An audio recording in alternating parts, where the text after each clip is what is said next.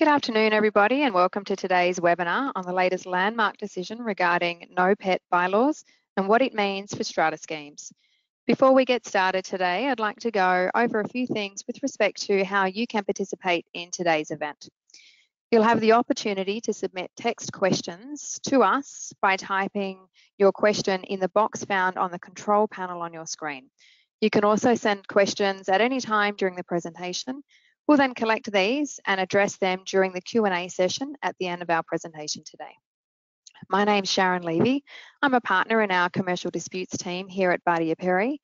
I'll be presenting today with my colleague Peter Barakate, who's a partner in our property team. So let's start then with the Dog's Day in Court.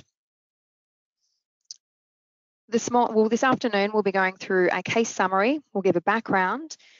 Then we'll talk about the orders that were made and the legislation that was considered. And we'll then go through the findings and the ramifications of the case on not only pet bylaws, but also other bylaws in a strata scheme. So first of all, let's go through the fun facts with a case summary. The decision was handed down just last week in 12 October 2020 by 3 judges of the Court of Appeal. Judges Baston, McFarlane and Fagan. The building in question was the Horizon, which is a 43-storey apartment building in Darlinghurst. The bylaw appealed was that an owner or occupier of a lot must not keep or permit any animal to be on a lot or on the common property. This was bylaw 14 of the Horizons bylaws. It was a blanket ban on all animals. This meant that no fish were allowed, no reptiles, no butterflies, nothing. The exception, though, was assistance animals. It's important to note that assistance animals do need to be allowed under the legislation, and this meant that lot owners, when purchasing into the Horizon and any building which has a no pet bylaw, can't assume that there'll be no animals on the lot or on the common property simply because assistance animals must always be allowed. So the court held that the bylaw breached Section 139 of the Strata Schemes Management Act of New South Wales, which requires that a bylaw must not be harsh, unconscionable or oppressive.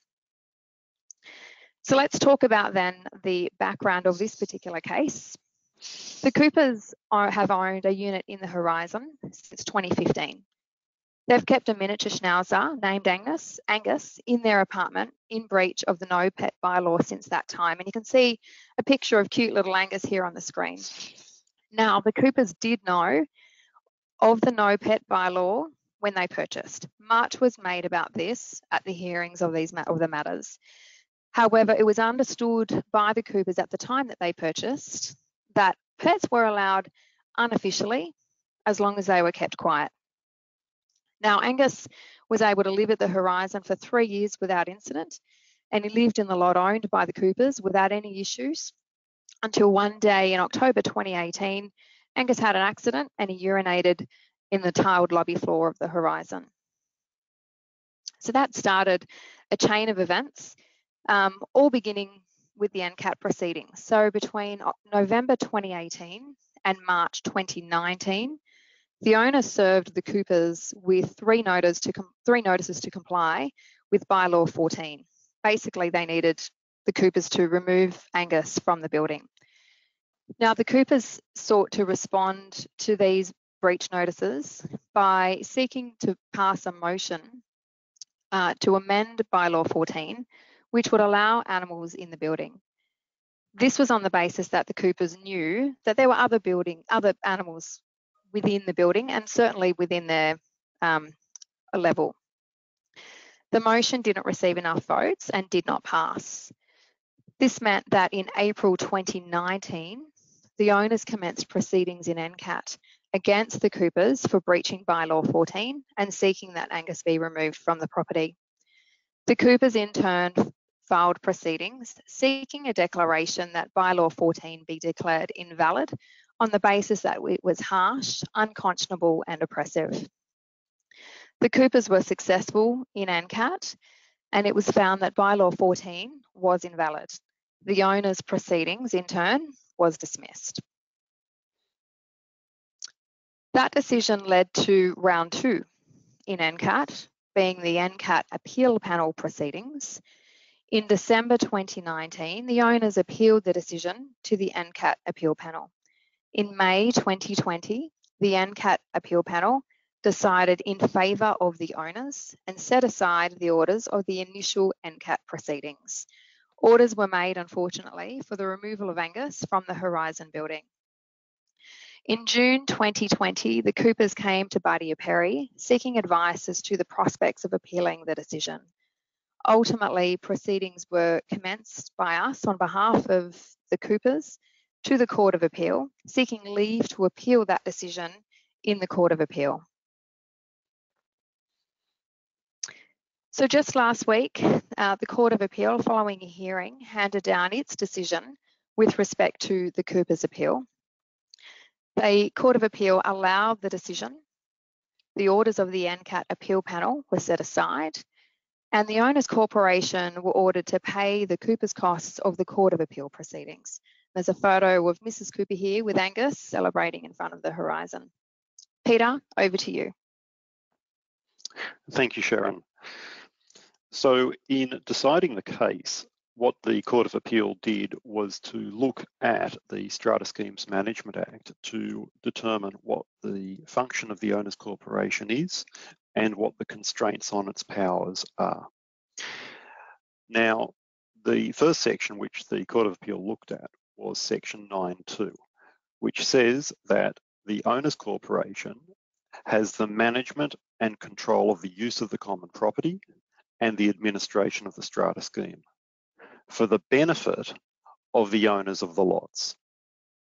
Now, the key sections that I want you to remember here are it is for the benefit of the owners of the lots, and the responsibility of the owner's corporation is for the management and control of the common property and the scheme, management and control. Now, following on from that, section 136 was examined by the Court of Appeal, and that section provides that bylaws may be made for the management, administration, control, use, or enjoyment of the lots or the common property and the lots of a strata scheme. Now you'll notice that section 136 directly picks up on the words in section 9.2. The bylaws are for the management, administration, control, use. So they are the key words. From there, we go on to section 139, which says that a bylaw cannot be unjust. It must not be harsh, unconscionable, or oppressive. And that leads on to section 150, which provides the ability of the tribunal, that is NCAT, on the application of a person entitled to vote or the lessor of a leasehold strata scheme to make an order declaring a bylaw to be invalid if the tribunal considers that an owner's corporation did not have the power to make the bylaw, or that the bylaw is harsh, unconscionable, or oppressive. So there are two bases here on which the NCAT can declare a bylaw to be invalid, that is, that it's beyond power or that it's harsh, unconscionable, or oppressive. So, bearing that in mind, the Court of Appeal said that the power to make bylaws given by section 136.1 is not unconstrained, and that the power may only be exercised for the purpose for which it was created. It's very orthodox. It also said that a bylaw which restricts the lawful use of each lot, but on a basis which lacks a rational connection with the enjoyment of other lots and common property, is beyond the power to make bylaws conferred by section 136. In other words, going back to section 9.2, the bylaw must be for the benefit of all the lot owners. Now, section 139 focuses on the character of the particular bylaw rather than the state of knowledge of any particular lot owner. So this picks up on Sharon's point before. It didn't matter, it didn't make any difference that the Coopers bought their lot, knowing that the bylaw was in place preventing them from bringing a dog. All that matters was that the character of the bylaw was harsh, unconscionable, or oppressive, or beyond the power of the owner's corporation to make. So the circumstances of the owners, the identity, size, and nature of their dog were all irrelevant to the proper assessment of the validity of the bylaw. Now, we respectfully agree with the Court of Appeal in that regard. It's very clear that in analysing the legislation, their decision can be very clearly seen to be a proper analysis of the law. So in looking at the character of this bylaw, what they found and what they looked at was whether the bylaw is harsh, unconscionable, or oppressive. That has to be answered by measuring the scope and effect of the bylaw against the statutory standard. And it doesn't matter which lot owner, if any, might fail to comply with the bylaw or seek to have it declared invalid. So the possible administrative convenience for the Owners Corporation of the Strata Committee that might result from a blanket ban does not justify interference with the ordinary rights of owners. That was an argument that the Owners Corporation put forward in the case. They didn't want to have to approve every request for the keeping of pets within various lots because it was administratively inconvenient for them. Likewise, the court held that it did not matter that the majority of the owners voted in favour of the bylaw. The Act is designed to protect minorities from oppression, and that is why Section 139 comes into play. So the Act provides the means for dealing with activities which may adversely affect the amenity of other lots, including the use of the common property, such as seeking orders for the removal of animals which cause a nuisance or hazard to other lot owners. So, for example, you can't have a blanket prohibition on dogs on the basis that dogs create noise. They bark. So what happens is the Act acknowledges that that might happen, and the procedure it puts in place for dealing with that is in Section 150. So, Sharon, having had a look at that, would you like to let us know what this means? Thank you, Peter. So there are a lot of ramifications that are going to flow on from this decision. It does change the way that owners' corporations can govern their strata schemes. By finding that a blanket ban breaches their legislation, owners' corporations really do now need to go back and review all of their existing bylaws to determine whether or not some of those bylaws might actually be in breach now following the Court of Appeal ruling. So the decision has actually served as a timely reminder for owners' corporations that they cannot encroach on the property rights of lot owners. Even though they do live in a strata scheme, their title is indefeasible and the bylaws cannot encroach upon that ownership. On the flip side, the decision, Peter, does not mean that all animals are automatically now allowed in all strata buildings. We've had a lot of inquiries about that. It does not automatically mean that animals are allowed in strata buildings, and there is a process that will need to be followed. So in considering whether the law permits a certain bylaw, it is useful to look at what the model bylaws say, particularly in respect of how the model bylaws deal with pets. And the relevant model bylaw is Model Bylaw 5, and it gives two options. Option A permits an owner to keep an animal within their lot, subject to it remaining within the owner's lot and entering common property, but only under supervision. Bylaw B permits an animal to be kept within a lot or the common property, but only with consent, and that consent is not to be unreasonably withheld. Now, once that consent is granted, the animal needs to be kept within the lot or on the common property, but again, only with supervision. Now, if neither option is selected from the model bylaws, if the model bylaws are just being adopted unamended by a particular strata scheme, if neither option is selected, then automatically option A will apply. So in terms of the test, the decision affects other bylaws, not just animal bylaws, by providing a test as to what the courts and tribunals will now consider what is harsh, unconscionable and oppressive under section 139 of the Act. So when looking at a bylaw that restricts activity, one really does need to ask themselves the question, does the bylaw protect other lot owners from something that would otherwise adversely affect them?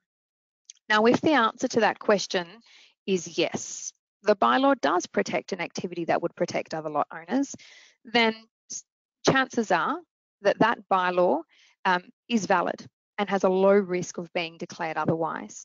But if the answer is no, the bylaw does not protect lot owners from an activity that would adversely affect them, then the chances are that that bylaw has a high risk of being declared invalid. So in terms then on ramifications on other bylaws, what does it mean?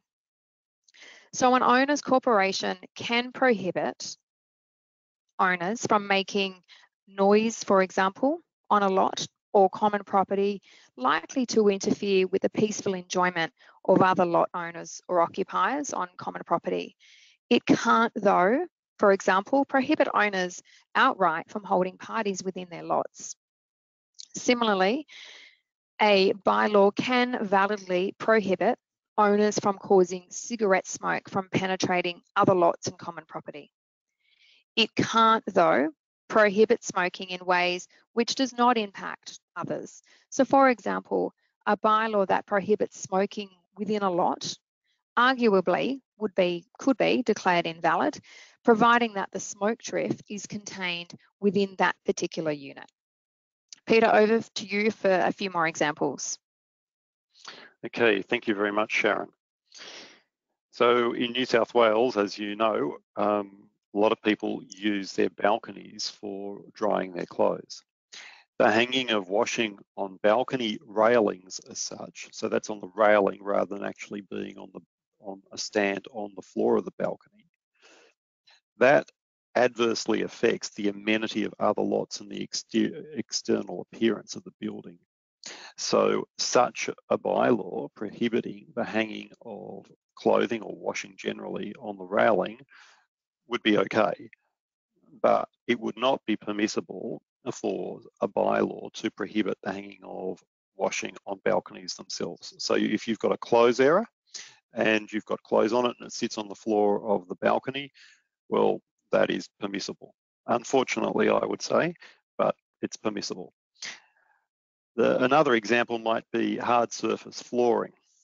So you couldn't have a blanket prohibition on wooden floorboards in an apartment, for example, unless the lot owner can ensure that there's proper insulation between the floor and the ceiling of the lot below, so that it doesn't adversely affect that lower unit owner.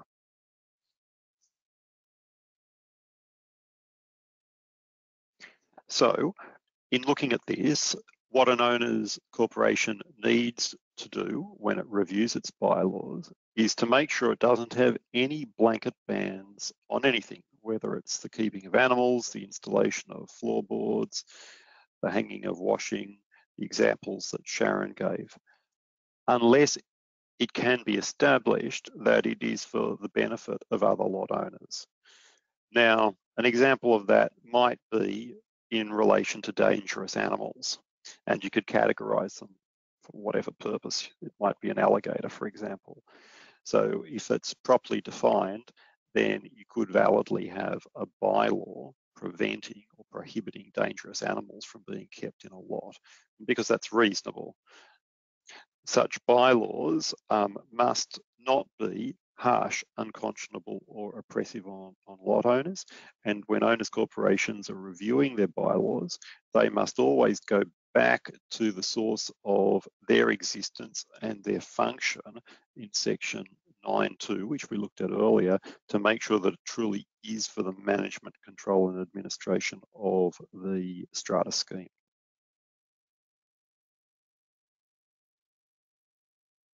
Now, I think we're up to questions. Is that right? Thank you, Peter. We are now going to begin answering the questions submitted during our presentation. As a reminder, you can still submit some questions through the questions section in your attendee control panel. So, Peter, we've got a few questions coming through now, which, here we go. Does this mean that owners corporations cannot be arbitrary in restricting the size of dogs allowed? Peter, did you want to take that one? My view, I'll throw in with my view. It depends what the bylaw is. So some bylaws, for example, might say you can't have a dog over 15 kilos. I certainly know some buildings that have that particular bylaw in place. The question will be whether, why is the 15 kilo mark relevant? Is it that a dog over 16 kilos, for example, would adversely affect other lot owners, and a dog that is 14 kilos would not? In my view, that's a little bit arbitrary, and there might actually be good grounds to challenge that in NCAT. Peter, do you have a view on that one? Yeah, thanks, Sharon. I'm just trying to work out why it might be. It might be that the building has got small studio apartments, and the owner's corporation might deem it to be an unsuitable place for large dogs. Maybe that's the basis of the bylaw that's proposed, but I don't know that that is the appropriate consideration. The dog in question might be 16, it might be 20 kilos, it might be unwell. It might not be a particularly active dog, so there might be no reason to exclude it. I've personally got or had clients who had an older dog that fell within that category, and the poor thing couldn't move much at all, and they were able to provide it with a happy home. So I would have thought that such a bylaw on its face might not stand muster really. But as Sharon said, much depends upon the circumstances of the case and how it's worded. Correct.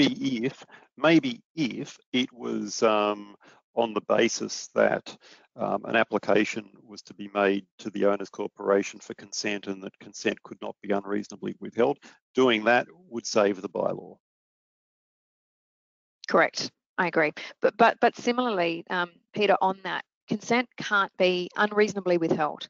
So I know of, for example, and I know as do you, of buildings which have a bylaw which is in accordance with the model bylaw. So it says, I think it's model bylaw B, you need to apply for consent to have a pet, such consent not to be unreasonably withheld.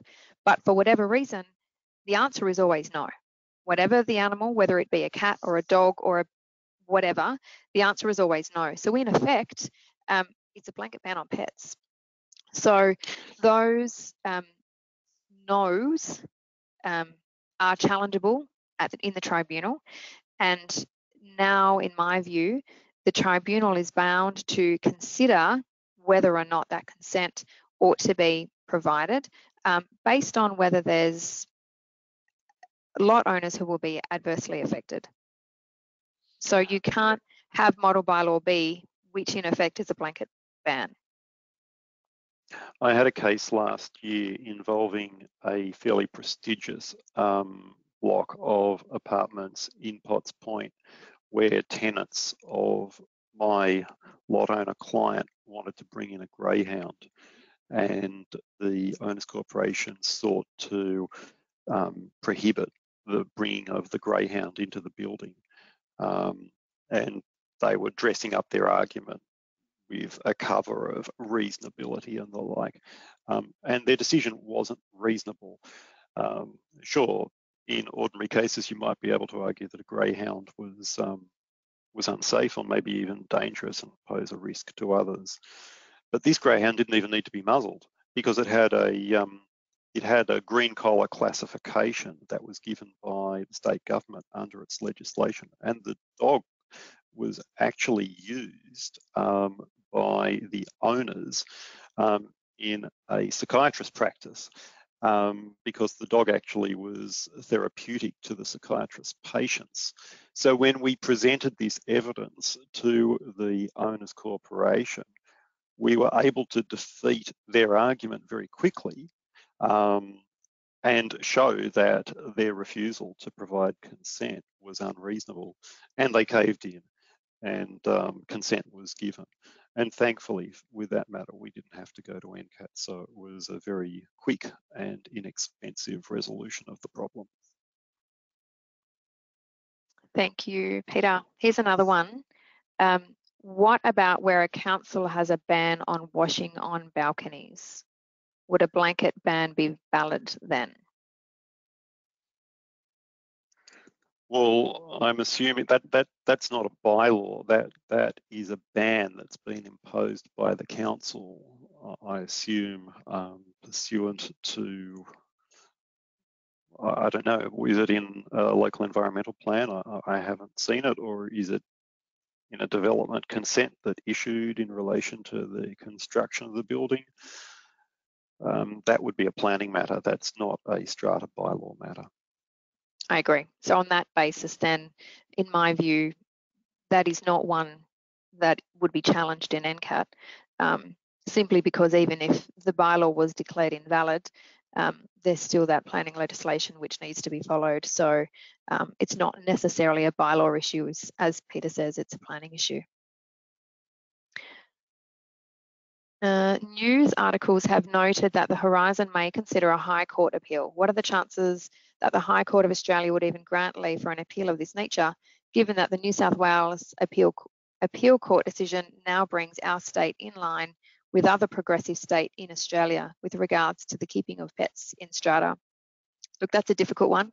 I assume the owners are currently considering their position as to next steps.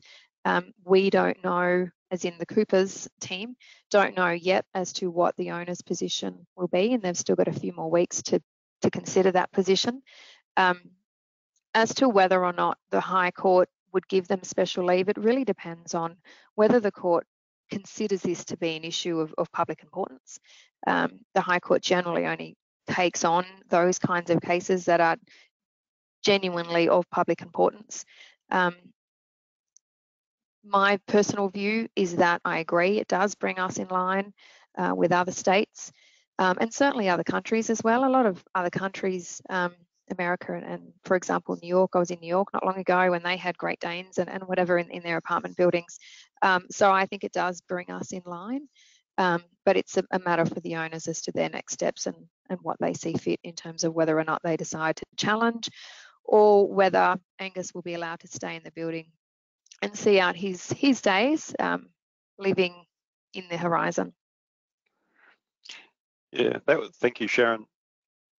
I mentioned before when I was analysing the case and its key findings that I thought that it was an orthodox decision of the court.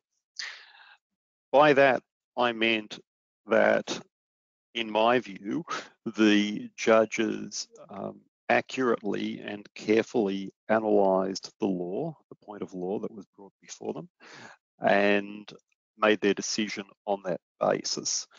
I think it's whether or not this goes to the High Court and what the High Court decides is a matter for the High Court. But looking at the decision, it was hard to find fault with it and the reasoning of the court. It was, as Sharon noted, a decision of 3 judges from the Court of Appeal. And although they had a slightly different approach to the interpretation of the relevant provisions of the Act, it was only slight differences. They were largely of one accord, and it was a joint decision. So let us see. It is not like in Cardinal Pell's case in in Victoria, where a man's liberty was at stake and where there was dissent in the appellate court decision. So time will tell. I think, Peter, I agree. I had admitted earlier to say that it was a unanimous decision, notwithstanding slight variations in reasoning. So I think it was a very strong judgment from the court.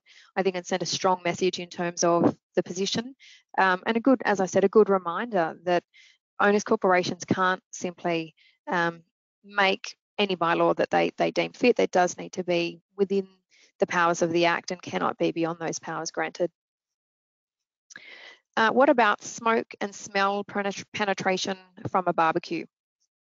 So my view on, I haven't seen a bylaw prohibiting barbecues or outdoor barbecues. I remember walking through my university days and walking through the smells of the on-campus residents.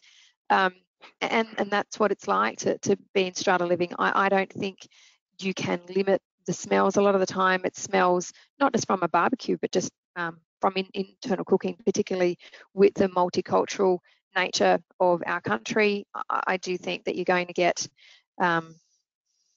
smoke drift, as in cooking smoke drift or cooking smell drift. I think that's very hard to limit, and I think it would be very hard to control. So my view on that one is that it doesn't really adversely affect people or affect the use and enjoyment of their property. Peter, do you have a view on that one? The only gloss I would make on it is if there's persistent and repetitive use of it and the smoke and the smells are intense, then that might constitute a nuisance and that might be actionable. But that relates to a particular circumstance or a particular position. It doesn't, so it's dealing with a problem. And that's what the judges said, that the Strata Schemes Management Act made provision for dealing with. So you couldn't have blanket prohibitions, but if there were particular problems, then there were the means for dealing with that. Another question. My building created a special bylaw prohibiting pets because we're located near a bird sanctuary, Sydney Olympic Park. However, there are multiple buildings in the area less than 50 to 100 metres away that allow dogs. Can I challenge such a bylaw and should I seek legal advice? My view on that one, if that is a blanket ban, which it seems to be, then in my view it is challengeable, notwithstanding the location. It would be a matter for the owners corporation to provide evidence as to why they think the blanket ban gets around this new precedent. I think that it would be difficult for them to argue that it gets around, particularly with having other buildings so close by, seemingly which don't affect the birds. It's not clear to me how the birds would be affected. Certainly, I assume that birds can be walking around the precinct at Sydney Olympic Park. Sorry, dogs can be walked around the precinct of Sydney Olympic Park. So it's not clear as to why a dog in a lot would affect the birds next door. So in my view, that bylaw would be challengeable. Peter, do you have a view on that? Yeah, I'm finding it hard to wipe the smirk off my face, to be frank, because I think it's a thinly veiled attempt at prohibiting animals because they don't like animals. My question would be, I don't particularly know the area, but are there any houses in the area? And in those houses, do any people have dogs? I live in an area where there are plenty of apartment blocks in my street, and there are also houses, and there are cockatoos and kookaburras outside. We have a whole heap of bird life. I have a cat. My cat doesn't fly out the window and attack the birds and the wildlife, and everybody who's got dogs in the area takes their dogs for a walk, and again, there doesn't seem to be any damage. And these birds are not protected in any sanctuary as such. So I think it's a pretty poor excuse at trying to keep dogs out. I don't think it would work. I agree. And I do think that having the bylaw analysed is a good idea, and seeking to have it challenged is a good idea. Okay, the questions keep coming in, Peter, so I'm just going to keep rolling through them. Do strata owners have the same rights to enjoy their home as freestanding homes? The court made particular mention of this. So Peter and I, you and I have had a chat about this. The court specifically mentioned the rights to lot owners. They have indefeasibility of title, which means they own their lot, which are the same as the freestanding homes and their rights, and those rights can't be encroached upon by the bylaws of an owner's corporation.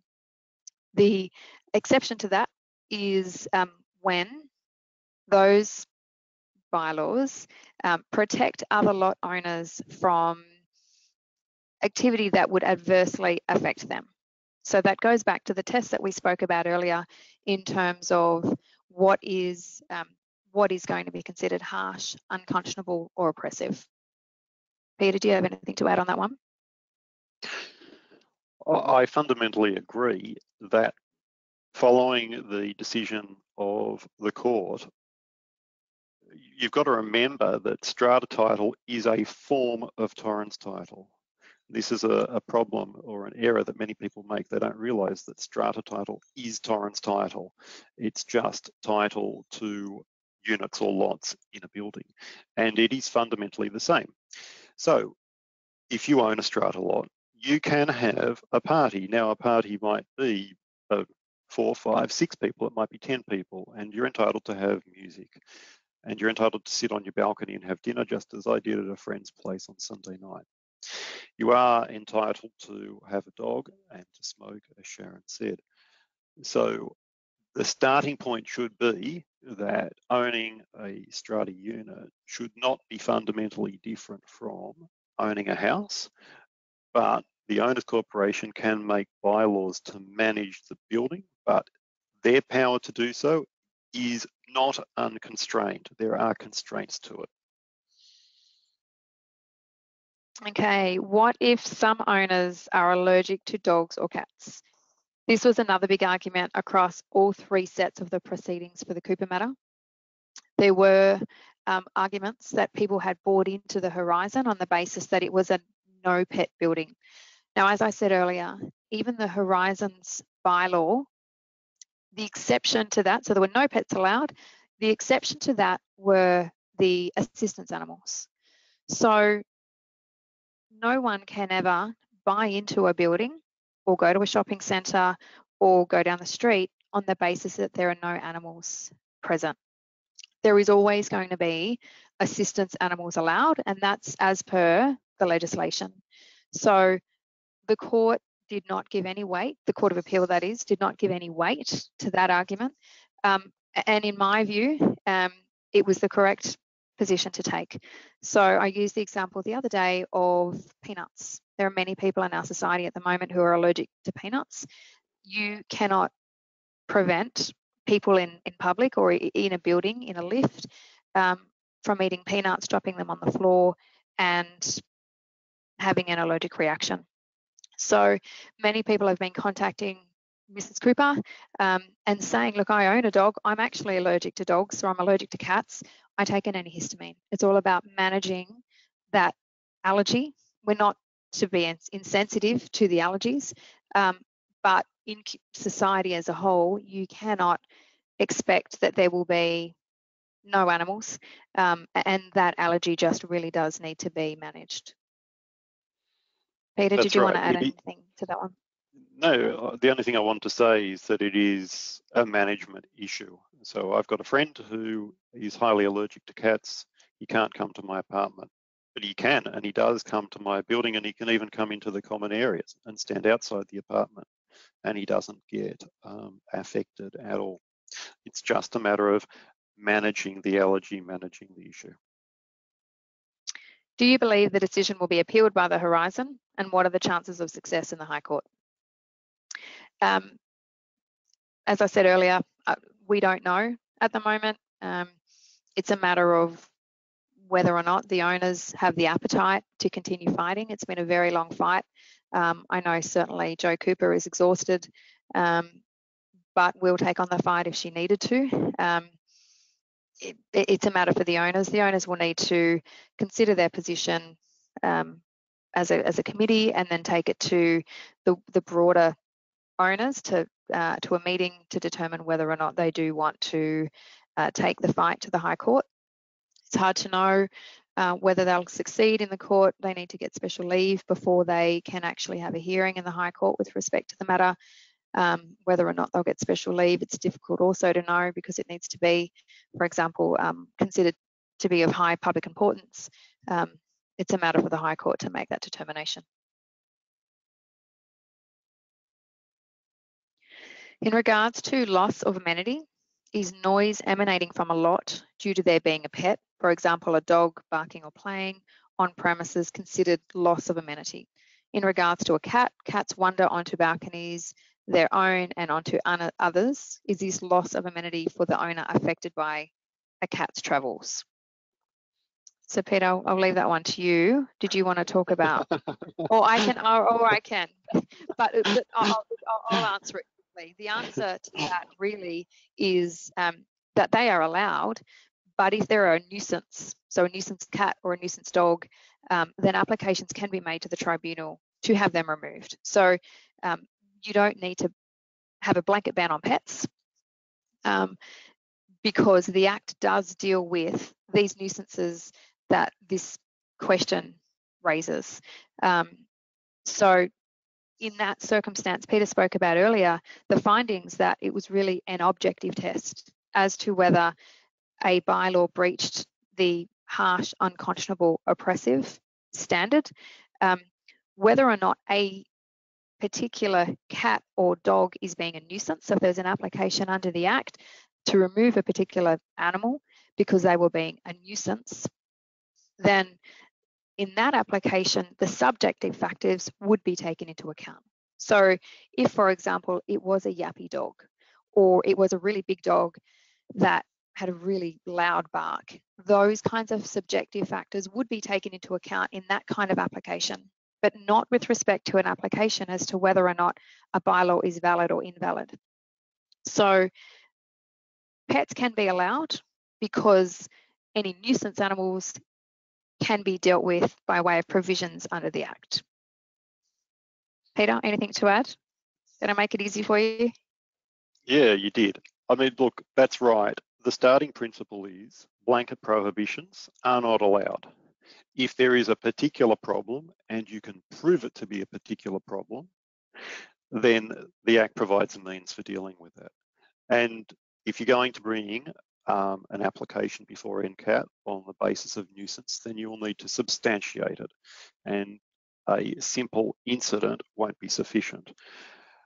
The reality is that unless you live in the bush and are cut off from everybody else, then not just pets within buildings, but other people within buildings and even people in neighbouring buildings will create some degree of noise. So there's going to, generally everybody needs to tolerate that.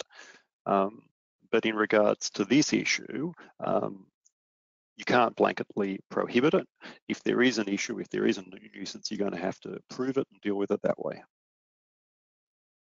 Thank you.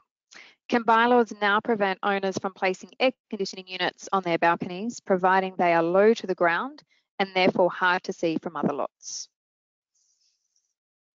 So that one, a lot of the time, it's going to come down again to whether there's any adverse effect to other lot owners.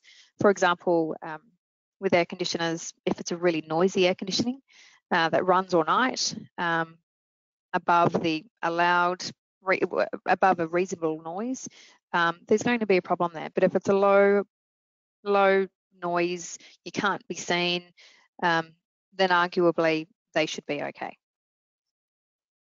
I think that's right. You should also check your council's website to see what it has to say about air conditioning units. I know that in the local government area for the City of Sydney, they have special ratings for air conditioning units, and other lot owners within the strata scheme and also neighbouring strata schemes can object to an air conditioning unit for the reasons that Sharon said, the noise is above certain decibels. If that's the case, the council can order the removal of the air conditioning unit. So it's not just a strata issue, it is also a council issue. So before you go to the expense of buying an air conditioning unit and having it installed in your property, check out the situation with the council first. Why didn't the Horizon seek a stay of the judgment? I assume that means that's referring to this Court of Appeal judgment handed down last week. Going back to the original proceedings, so the original NCAT proceedings, which the Joe Cooper won, the Horizon was successful in obtaining, I'm just trying to get my order right. The Horizon, so Joe won and was allowed to keep Angus, which means Angus did not need to be evicted. The owners obtained a stay. That stay was only applicable to Joe Cooper and not to anyone else. When the owners corporation won that appeal, it was up to Joe and her husband to obtain a stay from the eviction of Angus. And we made that application at the same time that the application for leave to appeal was made. So we made two applications on the same day. The Horizon were then, when we were granted that stay, the Horizon were prevented from evicting Angus from the building. The Coopers then won their appeal, and as it stands, Angus and all other pets are allowed to stay in the Horizon. Whether or not the Horizon seek a stay of that judgment will depend on whether they decide to appeal to the High Court. So they may do what the Coopers did at the time they lodged their appeal with the High Court, and that is to seek a stay of the current judgment. In a building with a blanket ban, if we bring in a dog asking them to change the bylaw, is the strata currently able to issue breach notices and take us to NCAT? So the starting point is that all bylaws are valid until they're declared invalid or until the owners vote to revoke that bylaw. Personally, I would not be advising any strata scheme at the moment to issue a breach notice on the back of a blanket ban bylaw, because that bylaw is certainly at the moment open to challenge and likely to be declared invalid. So our advice, our standard advice at the moment to all owners corporations, as we said in our presentation, is to review your bylaws, and particularly the blanket ban bylaws. If you have any blanket bans in your bylaws, we really do recommend having a look at those and looking at that test that we spoke about earlier to determine whether or not that bylaw is open to challenge. In particular, any pet bylaws that are blanket bans, that is particularly open to challenge because we now have a decision of the Court of Appeal which says such bylaws are invalid. So technically, while the bylaw stands, yes, they can issue a breach notice. We would strongly recommend against it though, because a lot owner has a very good defence against any breach notice, and ultimately it's only going to cost the parties money to take it off to NCAT. We would recommend getting that one resolved before it heads off to NCAT to save any costs being expended.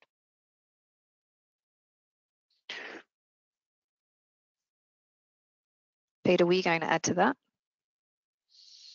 No, I mean, really the question that's being asked is the question in Cooper's case, and the courts, as you said, in that case, the Coopers had knowledge of the bylaw when they brought in Angus, and they disregarded it and brought him in anyway. And the court said that didn't matter That wasn't the question. The question is whether the bylaw is harsh, oppressive, or unjust. And in looking at that, because it was a blanket prohibition on pets, the court held that it was such and therefore invalid. So if an owner's corporation wants to issue breach notices, then they're going to end up like the Horizon. I agree. This confirm a bylaw, I think it means a blanket ban bylaw, was enforced well prior to the Strata Schemes Management Act 2015. Does this decision now invalidate such a bylaw?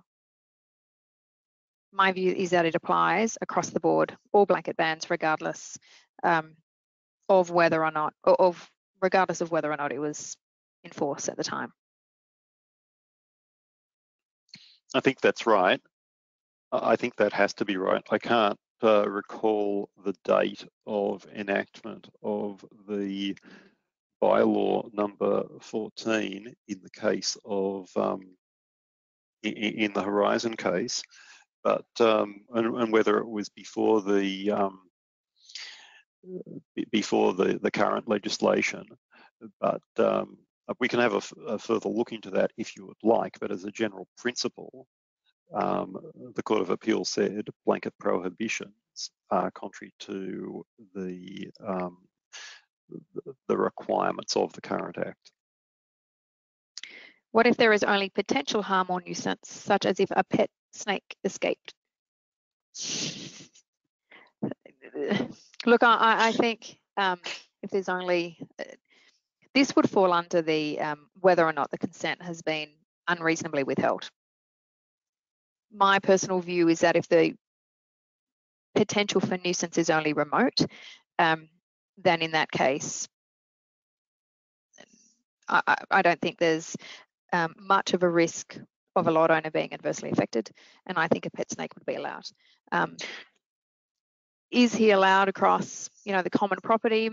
Maybe not. There might be a little bit more supervision required, but assuming he's enclosed properly, assuming that the lot itself is enclosed, doors are kept closed, my view is that a pet snake in one of those aquarium things would be fine.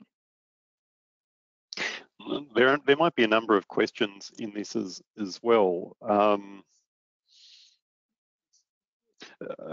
I'm assuming that the question relates to whether there's a bylaw preventing pet snakes from being kept. That might be one issue. Another issue might be whether the pet snake is actually a deadly snake, because not all snakes are. And then assuming that you pass all those tests and the snake is actually permissibly brought into the building, the reality is it might come down to the need for a nuisance to occur before the owner's corporation can take action under section 158 for that nuisance which has occurred.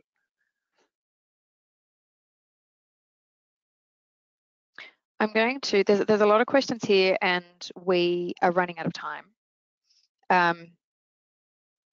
It might be, Peter, that we can keep your questions coming through and we might be able to answer them by way of email. I am going to... Some of them are very similar, like stay of proceedings and the size and weight of dog and with elevators. I challenge all of you. None of you could have a lift more decrepit or ancient than the lift in my building. The lift in my building goes back to 1938 and Electra Lift Company hates repairing it. And it can take my weight and the weight of a number of other people. So I'm not sure if these considerations are actually relevant or if they are excuses designed to support a blanket prohibition. There is one question, Peter, that I am going to answer. On 3 occasions, the Coopers Board a vote on the no pet bylaw, and on each occasion there was a large majority vote to retain the status quo. These sorts of votes now seem to be irrelevant. This was addressed in court. So His Honour, I can't recall now which one, but one of the judges specifically asked the question of how many votes were there. how many people were voting? And we had the numbers at the time, and unfortunately I don't have them in front of me. But yes, the majority did vote to retain the status quo. But importantly, it wasn't the majority of owners. It was the majority of people at this particular meeting. And there weren't that many people at the meeting. So those who who didn't care or may have voted differently weren't actually present at the meeting. So the court did consider that very question and rejected it outright. So they did note, and in the judgment it notes this specifically. We live in a democratic society, and the Act is designed to protect the minority and the oppression of the minority. That's exactly right. The best quote in the case was at paragraph 48, and it went along these lines. A liberal democracy is not a majoritarian dictatorship. End of story. That's right. So if it be that the majority would always win, that would mean that no bylaws could ever be overturned or challenged in court. So I do encourage you, if you have a moment, to read the judgment. It's only 39 pages and it's actually really easy reading. And it would give you some kind of, some more understanding and more detail than what we are able to discuss here. But the court also noted that it doesn't matter that it was voted on by the majority, primarily because it also, apart from this oppression argument, other lot owners who come in after the vote, they are also bound by this bylaw. They didn't get a chance to vote. So it might be that the bylaw was voted on a number of years ago. Since that time, a number of owners have come in. They are also bound. So as I said, if you have a moment, read the judgment. It does address that issue in particular.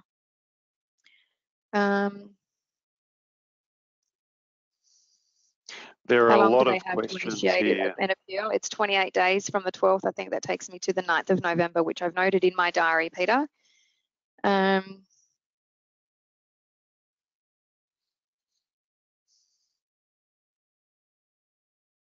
Okay, I think given the time, Peter, we might wrap it up there. I think so. We've answered the majority of the questions in terms of the theme that has been coming through. So if we have missed anything, our contact details are right here. Direct phone numbers and direct emails for both Peter and myself. Would be more than happy to help you. Thank you, Peter, for joining me today to help go through this judgment. Thank you also for everyone who attended today's webinar. Once you leave today, you'll receive a short survey on the presentation. Please do give us your feedback. We would appreciate it very much. You'll also receive a follow-up email within 24 hours with a link to view the recording of today's webinar, just in case you want to watch us over and over again or share us with your colleagues or friends. So thank you, everybody, for joining us today. Have a good afternoon. Thank you. Thank you, Sharon.